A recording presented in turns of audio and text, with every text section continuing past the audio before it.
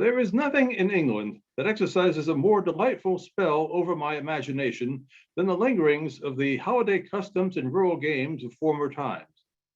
They recall the pictures my fancy used to draw in the May morning of life, as, as when yet I only knew the world through books and believed it to be all the poets had painted it.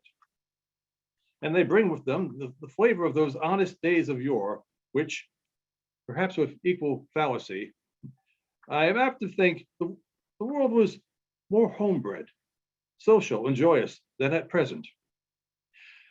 I regret to say they are gradually growing more and more faint, being more worn away by time, and still more obliterated by modern fashion. Of all the old festivals, however, I that of Christmas awakens the strongest and most heartfelt associations. There is a tone of solemn and sacred feeling that blends with our conviviality and lifts the spirit to a state of hallowed and elevated enjoyment. The services of the church at this season are extremely tender and inspiring. They dwell on the beautiful story of the origin of our faith and the pastoral scenes that accompanied its announcement. They gradually increase in fervor and pathos during the season of Advent until they break forth in full jubilee on the morning that brought peace and goodwill to men.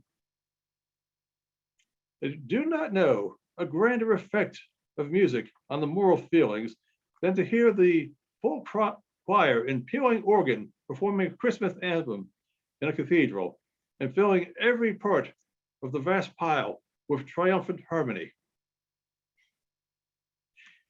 It is a beautiful arrangement also derived from days of yore that this festival, which commemorates the announcement of the religion of peace and love, has been made the season for gathering together of family and connections and drawing closer again those bands of kindred hearts which the cares and pleasures and sorrows of the world are continually operating to cast loose, of calling back the children of a family who have been launched forth in life and wandered widely asunder, once more to assemble about the paternal hearth, that rallying place of the affections, there to grow young and loving again among the endearing mementos of childhood. There is something in the very season of the year that gives a charm to the festivities of Christmas. At other times, we draw a great portion of our pleasures from the beauties of nature. Our feelings sally forth and dissipate themselves over the sunny landscape, and we live abroad and everywhere.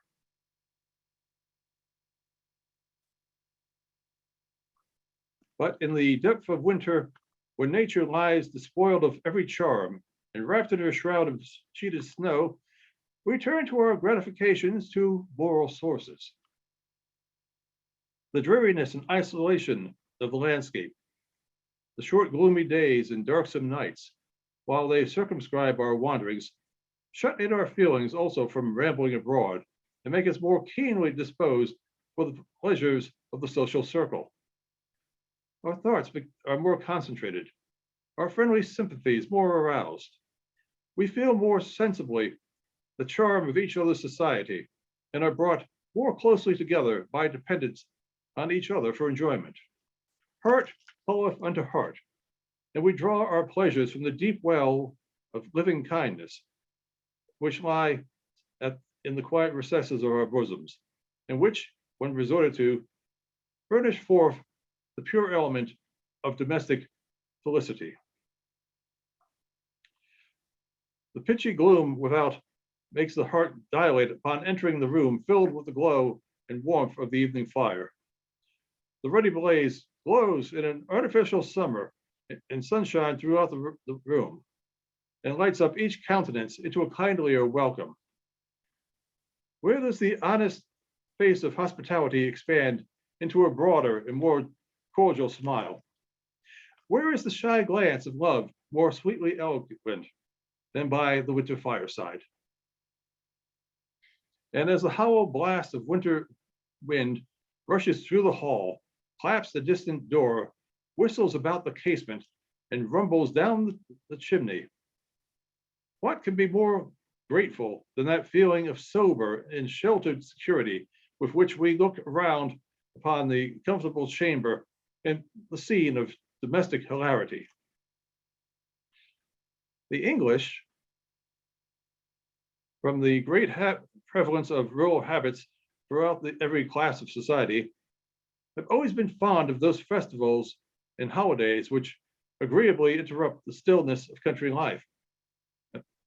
And they were, in former days, particularly observant of the religious and social rites of Christmas.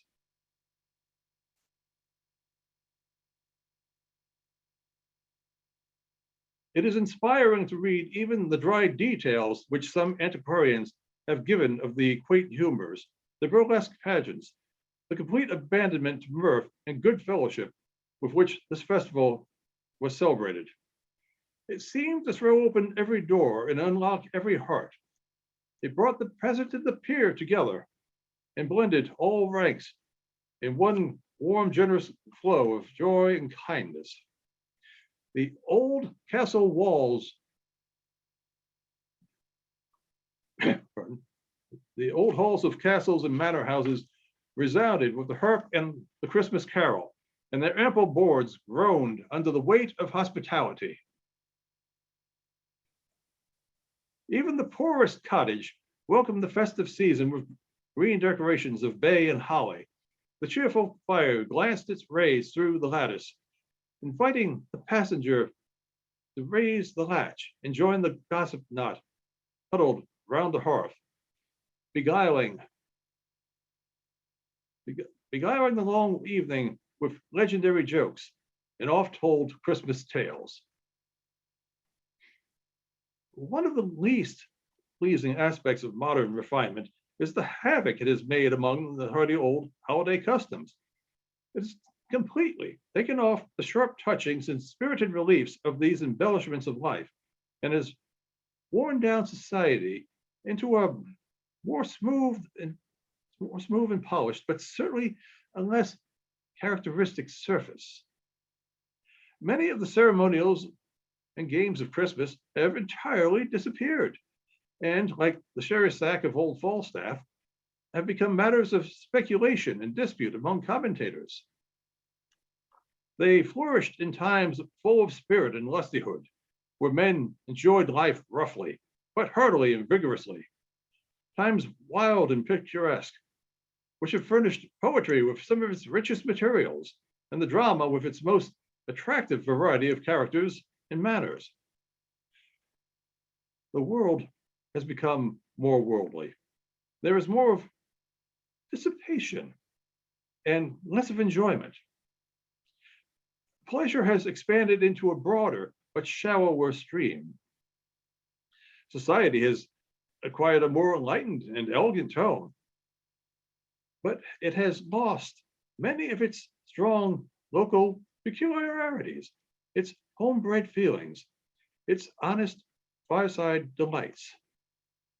The traditionary custom of golden-hearted antiquity, its feudal hospitalities, its lordly wassailings, have passed away with the baronial castles and stately manor houses in which they were celebrated.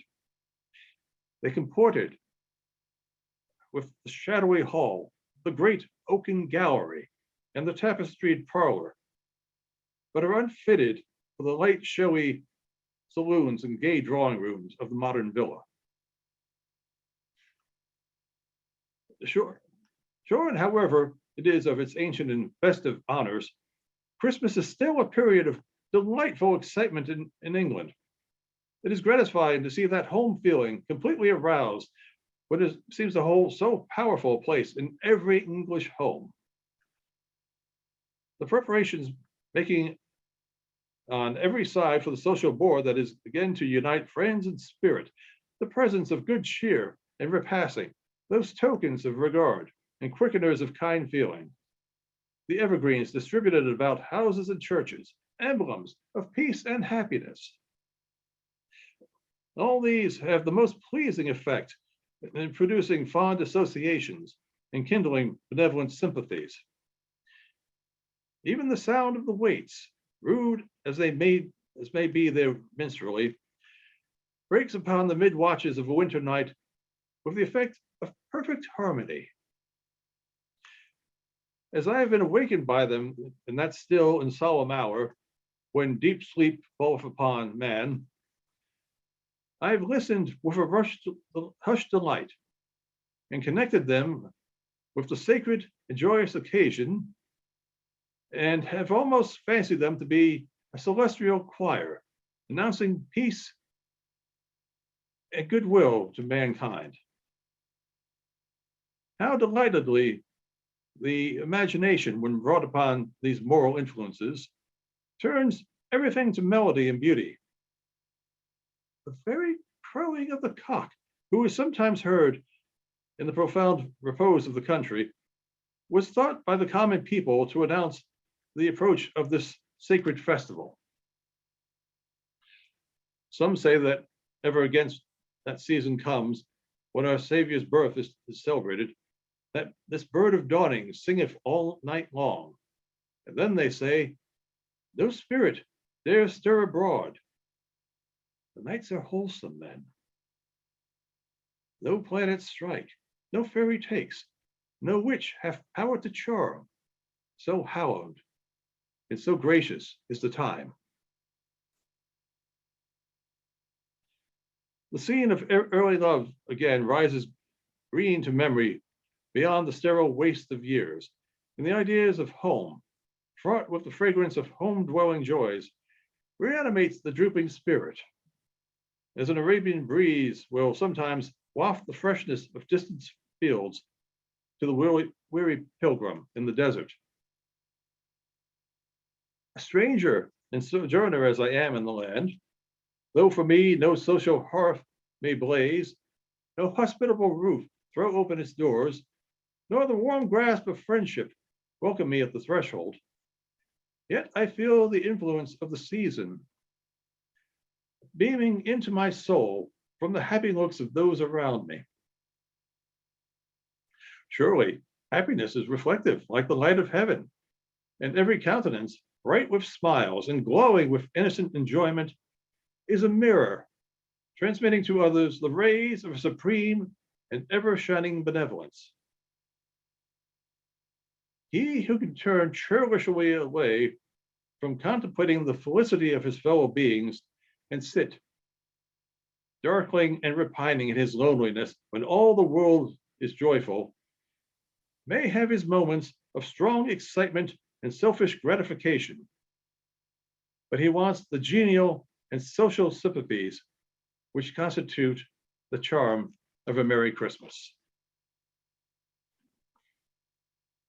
The stagecoach. I have just made some general observations on the Christmas festivities of England, and am tempted to illustrate them by some anecdotes of a Christmas passed in the country, in pursuing which I would most courteously invite my listener to lay aside the austerity of wisdom and put upon that genuine holiday spirit which is tolerant of folly and anxious only for amusement. In the course of a long December tour in Yorkshire, I rode for a long distance in one of the public coaches on the day preceding Christmas.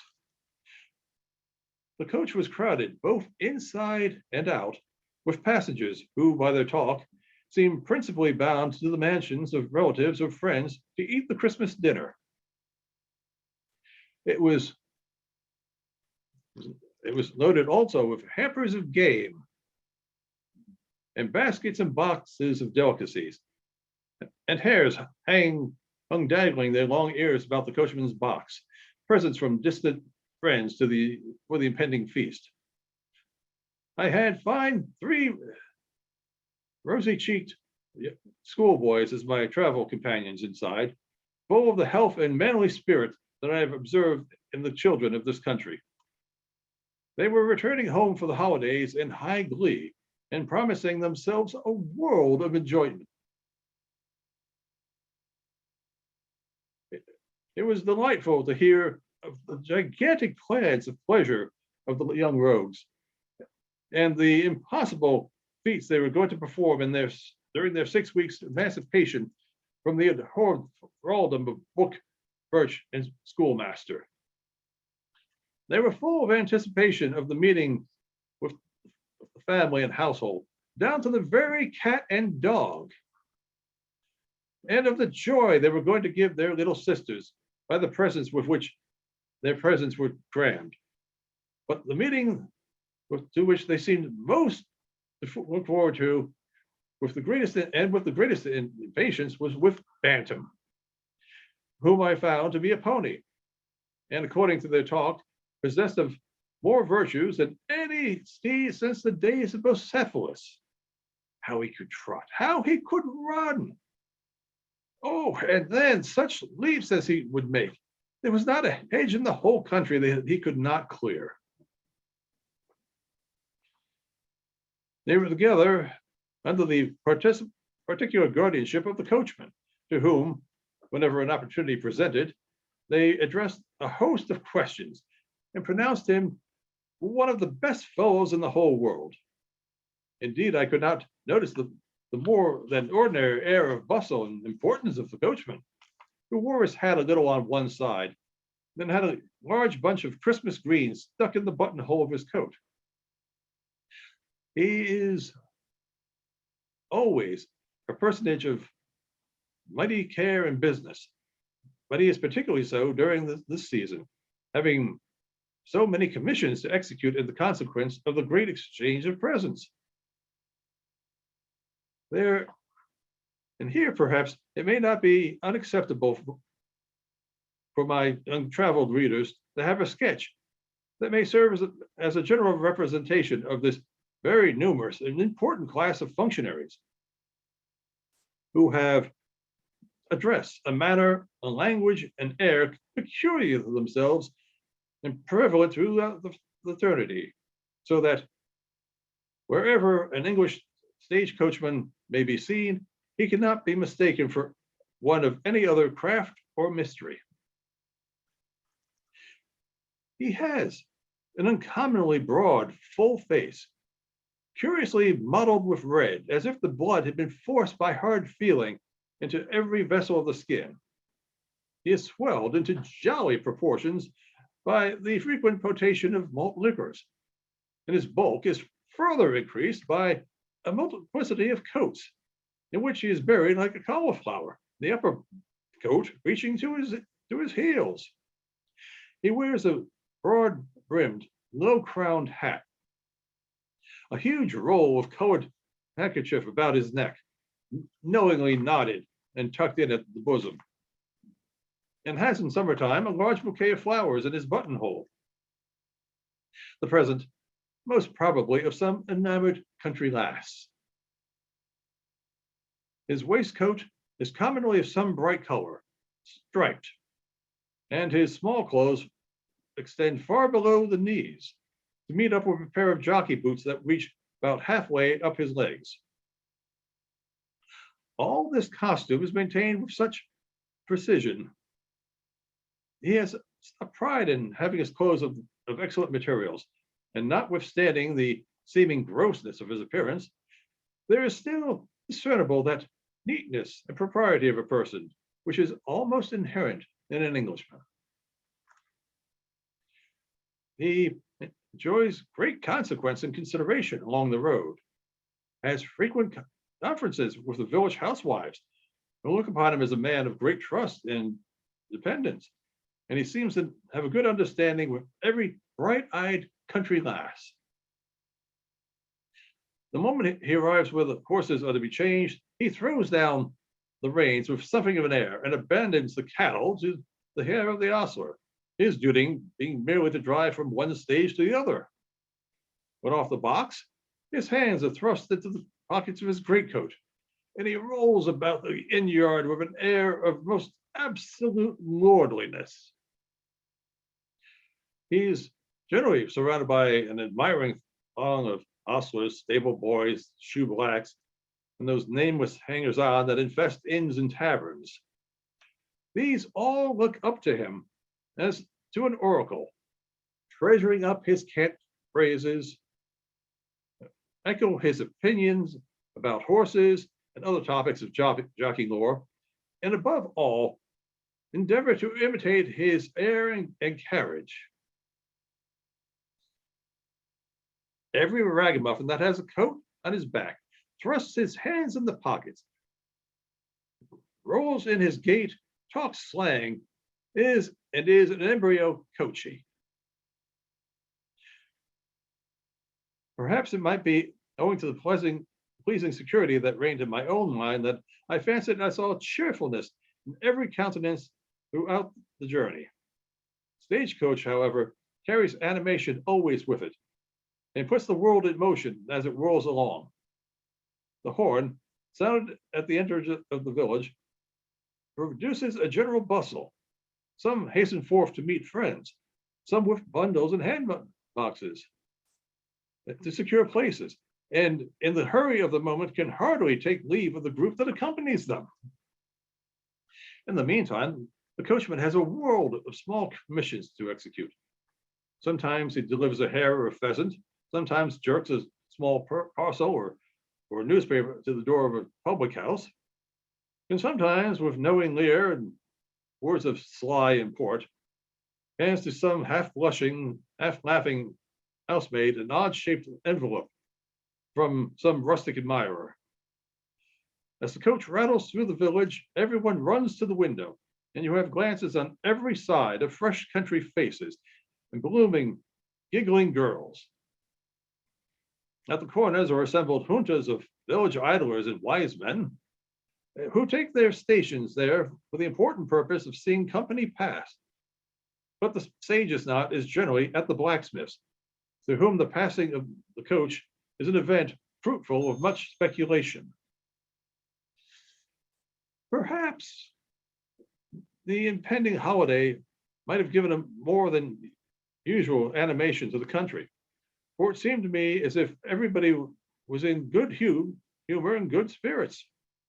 Game, poultry, and other luxuries of the table were in brisk circulation in the villages. The grocers, butchers, and fruiterers' shops were thronged with customers.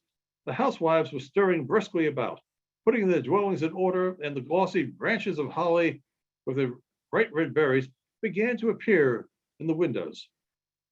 The scene brought to mind an old writer's account of Christmas preparations.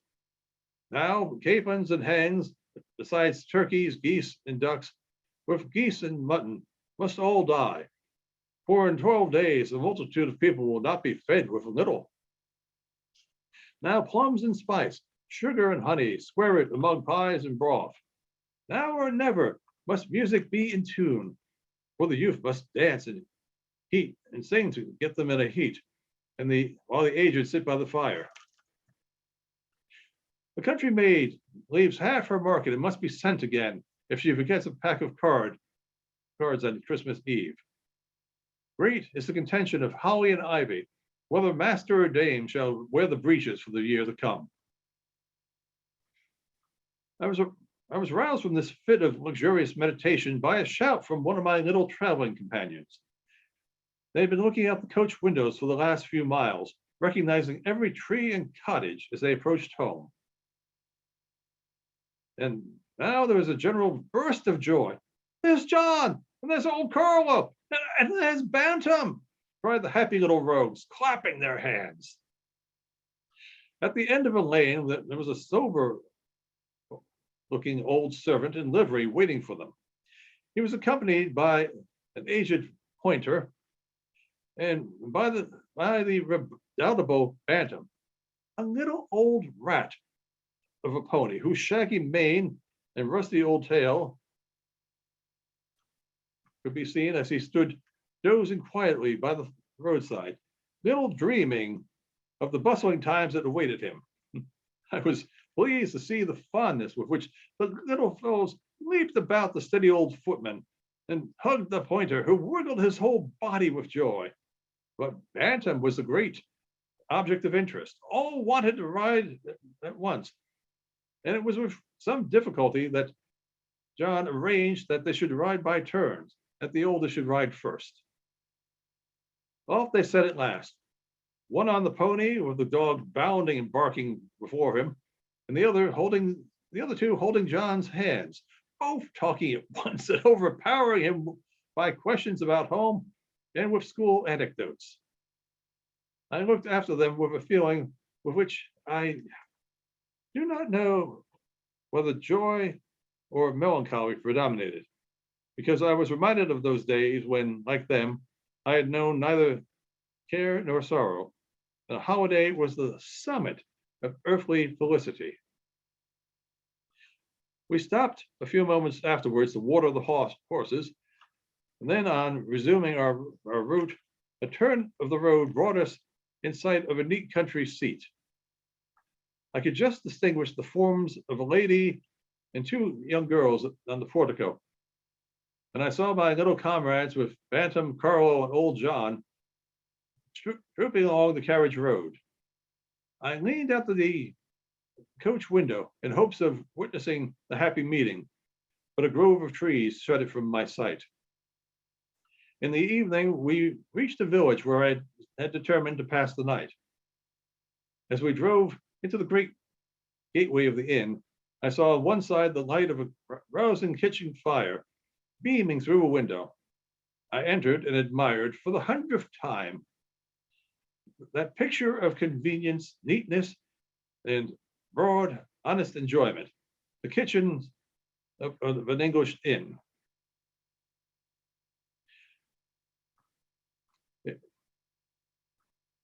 It was of spacious dimensions, hung round with copper and tin vessels highly polished, and decorated here and there with Christmas greens. Hams, tongues, and flitches of bacon were suspended from the ceiling. A smoke jack made its ceaseless clanking beside the fireplace, and a clock ticked in one corner.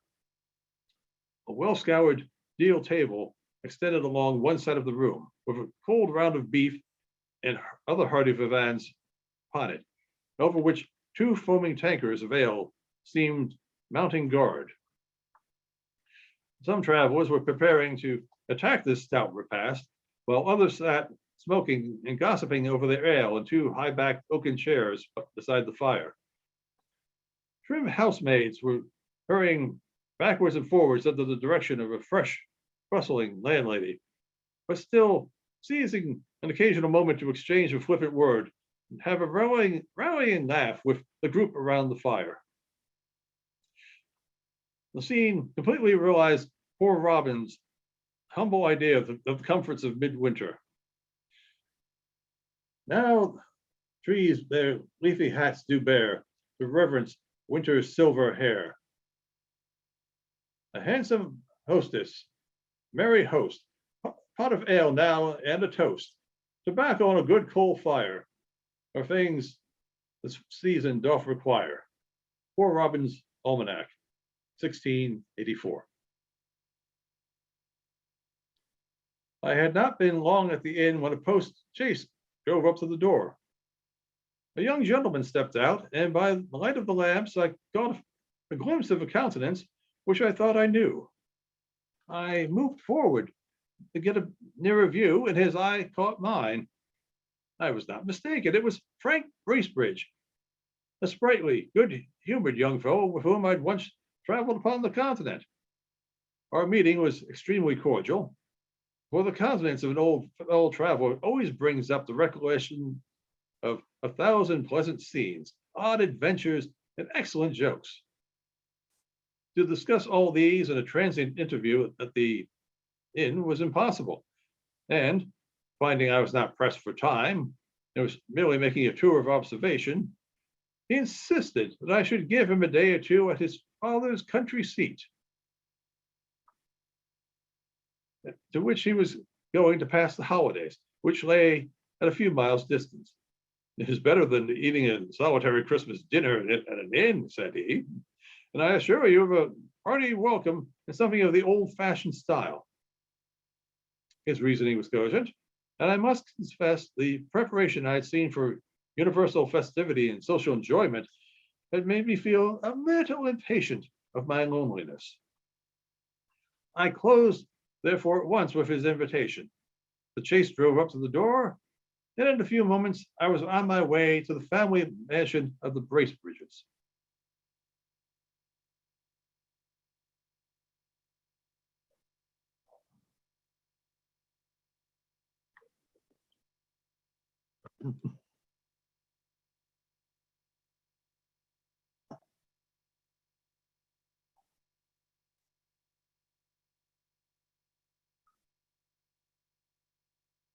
That's better.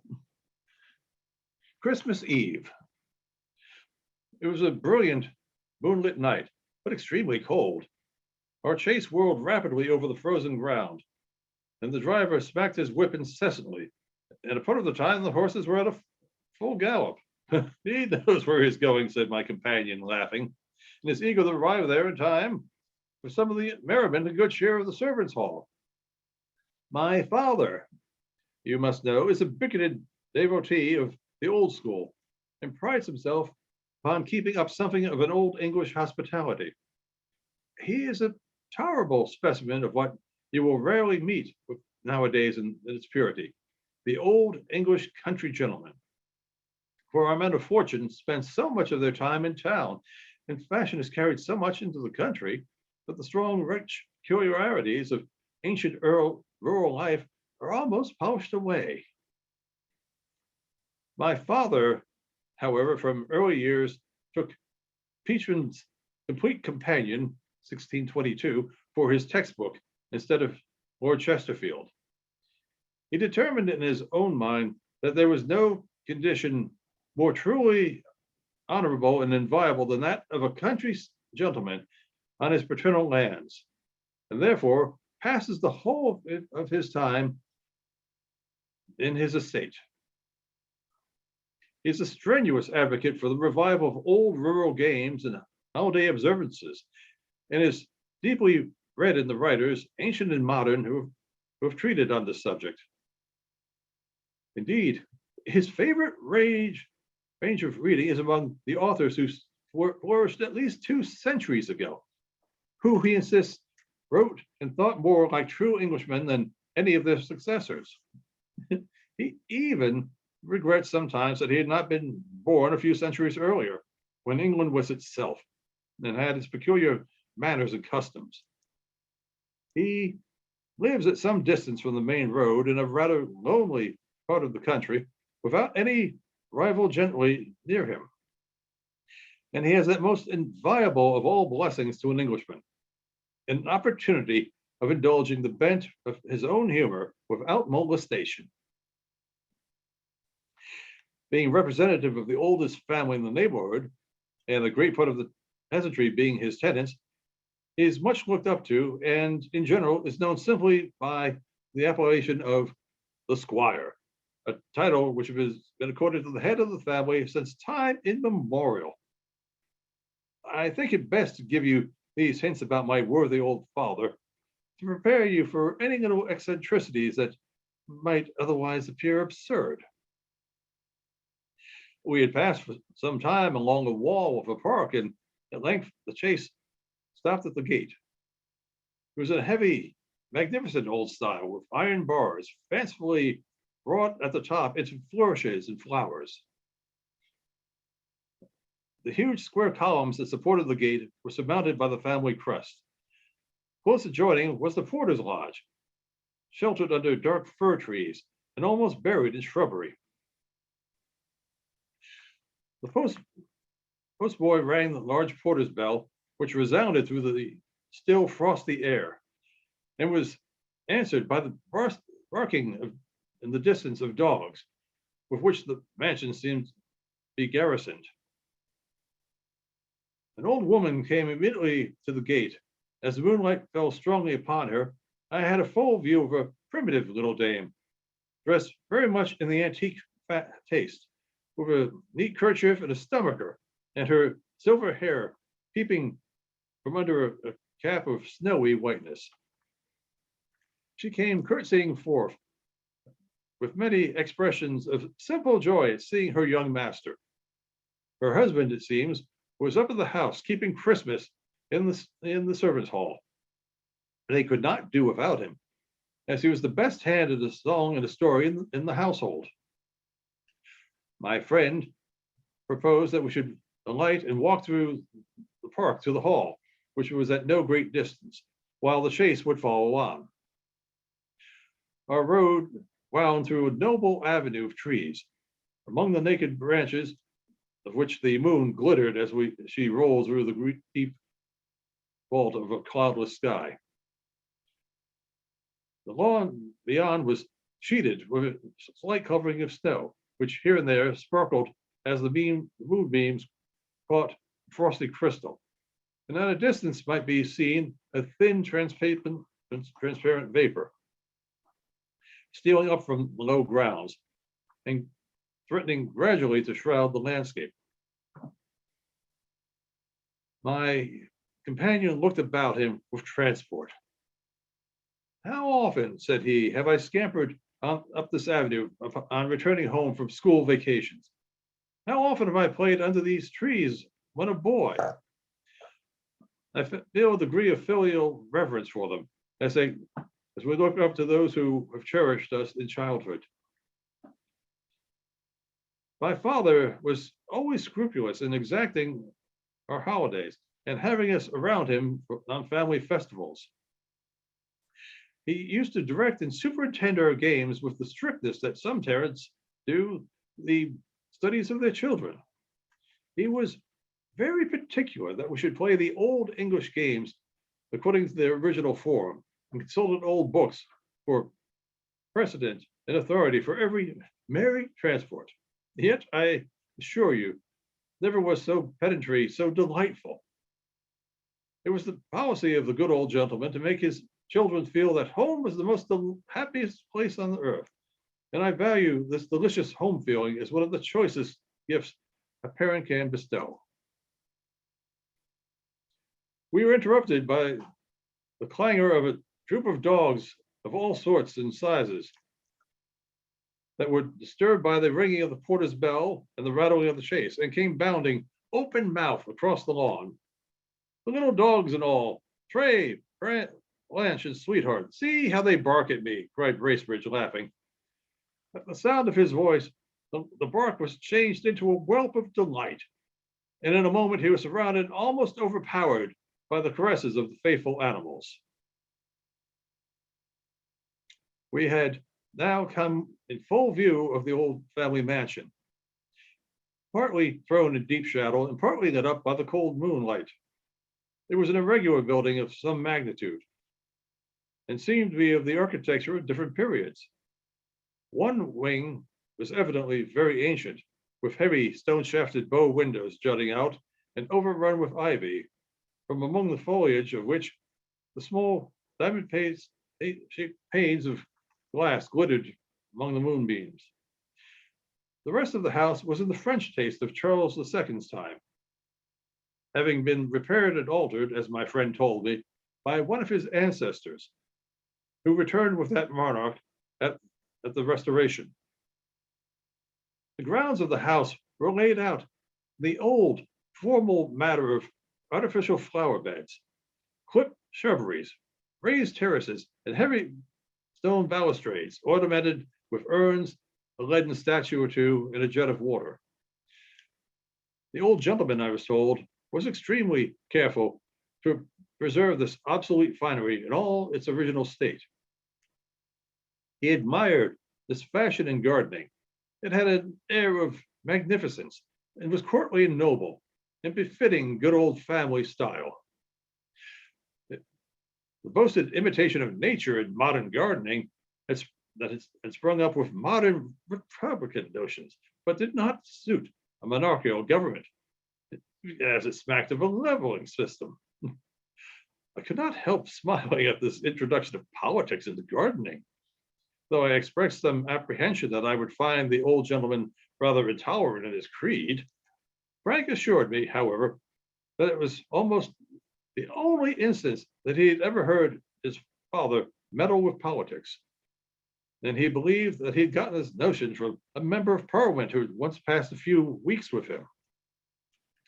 Squire was glad of any argument to defend his clipped yew trees in formal terraces, which had been occasionally attacked by modern landscape gardeners. As we approached the house, we heard the sound of music, and now and then a burst of laughter from one end of the house. This, Bracebridge said, must proceed from the servants' hall, where a great deal of revelry was permitted and even encouraged by the squire throughout the 12 days of Christmas, provided everything was done to ancient usage. Here were kept up the old games of Woodman Blind and Shoe the Wild Mare, Hot Cockles, Steal the White Loaf, Bob Apple, and Snapdragon. The Yule log and Christmas candle were regularly burnt, and the mistletoe, with its white berries, hung up, to the imminent peril of all the pretty housemaids. So intent were the servants upon their sports that we had to ring the bell repeatedly before we could make ourselves heard. On our arrival being announced, the squire came out to receive us, accompanied by his two other sons, one a young officer in the army, home on leave of absence, another a student at Oxford, just back from the university. Squire was a fine, healthy-looking old gentleman with silver hair curling lightly around an open, florid countenance, which one might discover a singular mixture of whim and benevolence. The family meeting was warm and affectionate, as the evening was far advanced, the squire would not allow us to change from our traveling clothes, but ushered us at once into the company, which was assembled in a large old-fashioned hall. It was composed of different branches of a numerous family connection. They were the usual proportion of old uncles and aunts, comfortably married dames, superannuated spinsters, blooming country cousins, half-blood striplings, bright-eyed boarding school hoyens. They were variously occupied, some a round game of cards, some conversing around the fireplace. At one end of the hall was a group of young folks, some nearly grown up, others of a more tender and budding age, fully engrossed by a merry game, and a profusion of wooden horses, petty trumpets, and tattered dolls about the floor showed traces of a troop of little fairy beings who, having frolicked through a happy day, have been carried off to slumber through a peaceful night.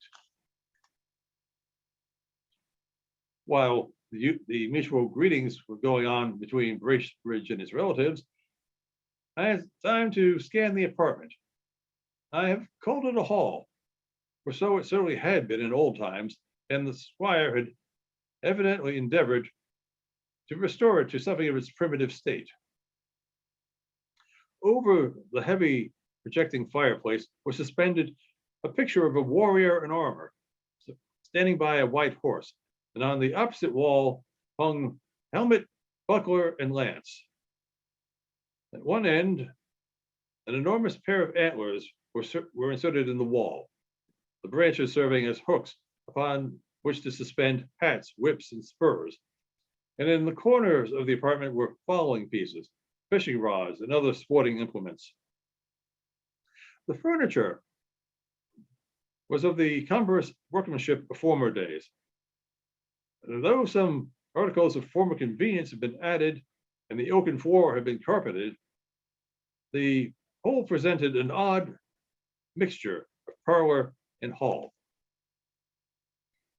The grate had been removed from the wide, overwhelming fireplace, to make way for a fire of wood, in the midst of which was an enormous log, glowing and blazing, and sending forth a vast volume of light and heat. This, I understood, was the Yule log, which the squire was particular in having brought in and lit on a Christmas Eve, according to ancient custom. It was really delightful to see the old squire seated in his hereditary armchair by the fireside of his ancestors, and looking about him like the sun of a system, beaming warmth and gladness to every heart. Even the very dog that lay stretched at his feet as he lazily shifted his position and yawned, would look fondly up in his master's face, wag his tail against the floor, and stretch himself out to sleep, confident in kindness and protection. There is an animation from the heart of it in truly genuine hospitality that cannot be described, but is immediately felt and puts the stranger at once at his ease. I had not been seated many minutes by the fire before I felt myself as much at home as if I had been one of the family. Supper was announced shortly after our arrival. It was served up in a spacious oaken chamber, the panels of which shone with wax, and around which were several family portraits decorated with holly and ivy. Besides the custom lights, two great wax tapers, called Christmas candles, wreathed with greens, were placed upon a highly polished buffet along the family plate. The table was abundantly spread with substantial fare, but the squire made his supper of frumenty, a dish made of wheat cakes boiled in milk with rich spices, being a standing dish in old times for Christmas Eve. I was happy to find my old friend mince pie in the retinue of the feast, and finding him to be perfectly orthodox, that I need not to be ashamed of my tastes, I greeted him with all the warmth wherewith we greet an old and very genteel acquaintance. The mirth of the company was greatly promoted by the humors of an eccentric personage whom Mr. Bracebridge always addressed with a quaint appellation of Master Simon. He was a tight, brisk little man, with the air of an arrant old bachelor. His nose was shaped like the bill of a parrot, his face slightly pitted with the smallpox, with a dry perpetual bloom on it, like a frostbitten leaf in autumn. He had an eye of great quickness and vivacity, with a drollery and lurking waggery of expression that was irresistible. He was evidently the wit of the family, dealing very much in sly jokes and innuendos with the ladies, and making infinite merriment by harpings upon old themes, which unfortunately my ignorance of the family chronicles did not permit me to enjoy. It seemed to be his great delight during supper to keep a young girl seated next to him in continual agony of stifled laughter, in spite of her awe of the reproving looks of her mother, who sat opposite.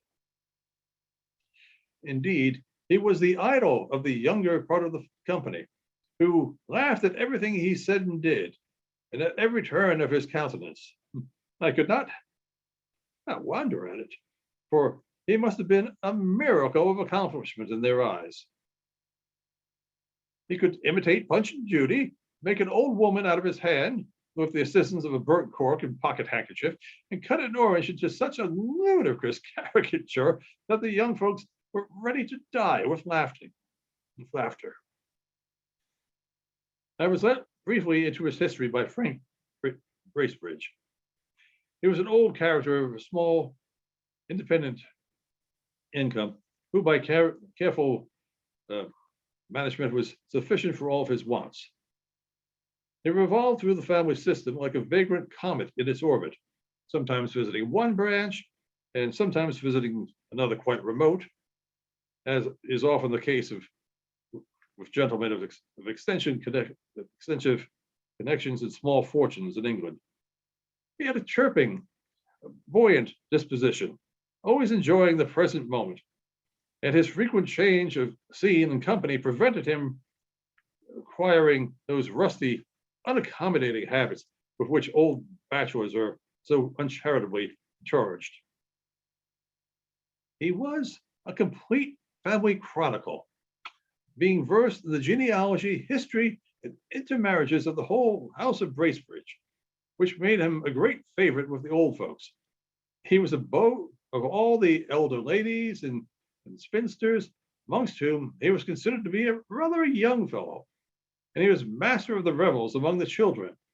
So there was not a more popular being in the sphere with which he moved than Mr. Simon Bracebridge. Of late years, he had resided almost entirely with the squire, to whom he had become a factotum, and whom he particularly delighted by jumping up with his humor in respect to the old times, and by having a scrap of an old song to suit every occasion.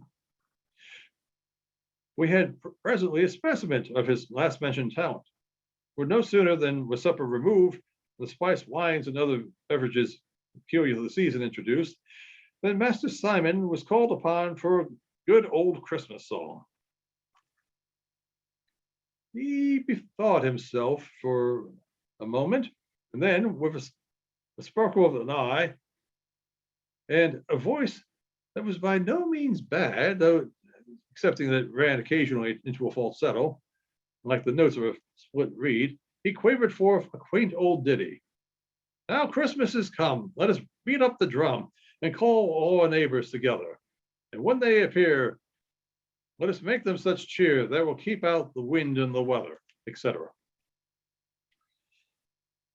The supper had disposed everyone to gaiety, and an old harper was summoned from the servants' hall, where he had been strumming all evening, and to all appearances comforting himself with some of the squire's home brew.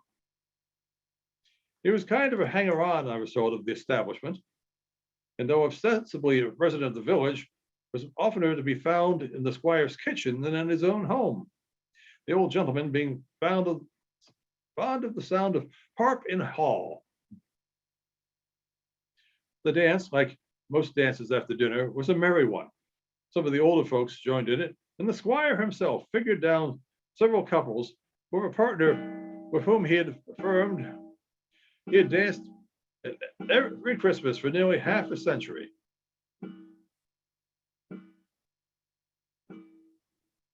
Master Simon to be a kind of connecting link between the old times and the new, and to be withal a little antiquated in the tastes of his accomplishment, evidently piqued himself on his dancing, and was endeavoring to gain credit by the heel and toe, rigadoon, and other graces of the ancient school. But he had unluckily assorted himself with a little romping girl from boarding school, who by her wild vivacity kept him continually at the stretch and defeated all of his sober attempts at elegance. Such are the ill-sorted matches to which antique gentlemen are unfortunately prone. The young Oxonian, on the contrary, had led out one of his maiden aunts, on whom the rogue had played 1,000 little knaveries with impunity. He was full of practical jokes, and his delight was to tease his aunts and cousins. And yet, like all madcap youngsters, he was a universal favorite among the women. The most interesting couple of the dance was the young officer and a ward of the squire's, a beautiful blushing girl of 17. From several shy glances, which I noticed in the course of the evening, I suspected there was a little kindness growing up between them. And indeed, when the young soldier was just the hero to captivate a romantic girl.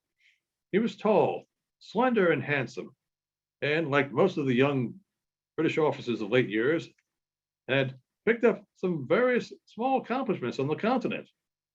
He could talk French and Italian, draw landscapes, sing very tolerably, dance divinely, but above all, he had been wounded at Waterloo. Now, what girl of 17, well read in poetry and romance, could resist such a mirror of chivalry and perfection? The moment the dance was over, he caught up a guitar and, lolling against the old marble fireplace in an attitude I was half inclined to suspect was study, began the little French air of the troubadour.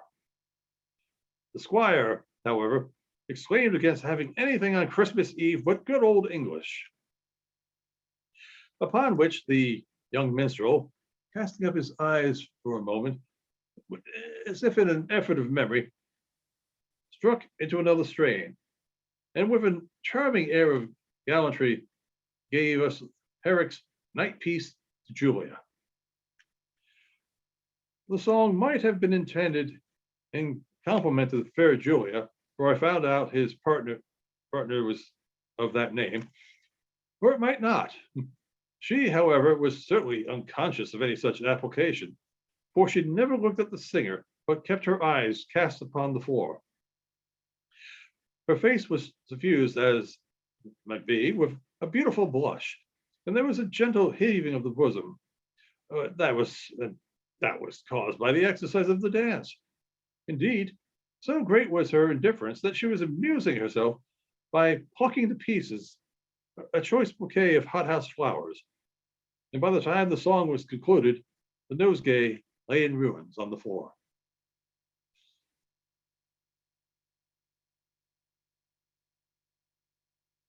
The party now broke up for the night with a kind-hearted old custom of shaking hands.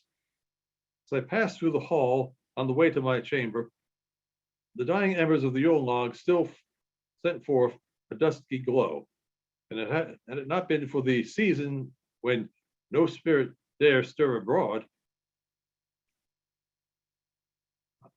I should have been half tempted to steal from my room at midnight and peep out to whether the fairies might not be at their revels around the hearth.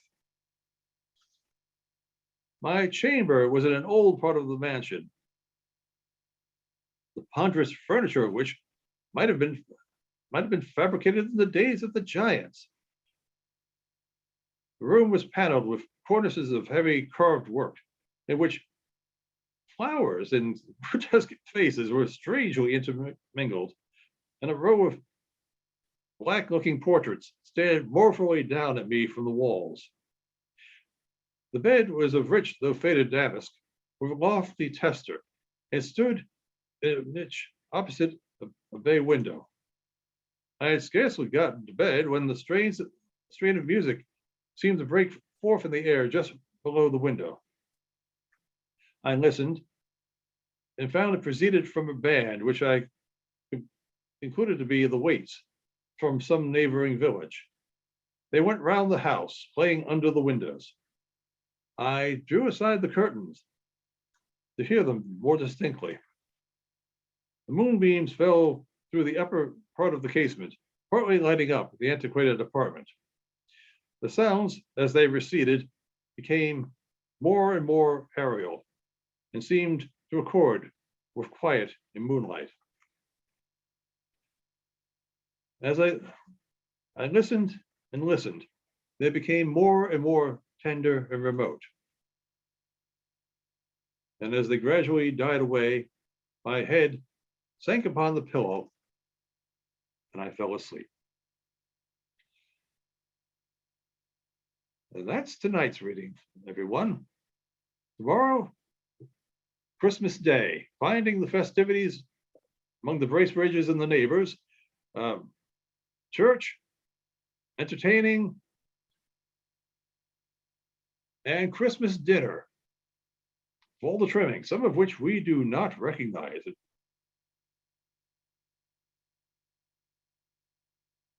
So, on behalf of Washington Public Library and Washington Irving, myself, I hope to talk to you tomorrow night. Same time, 7 o'clock.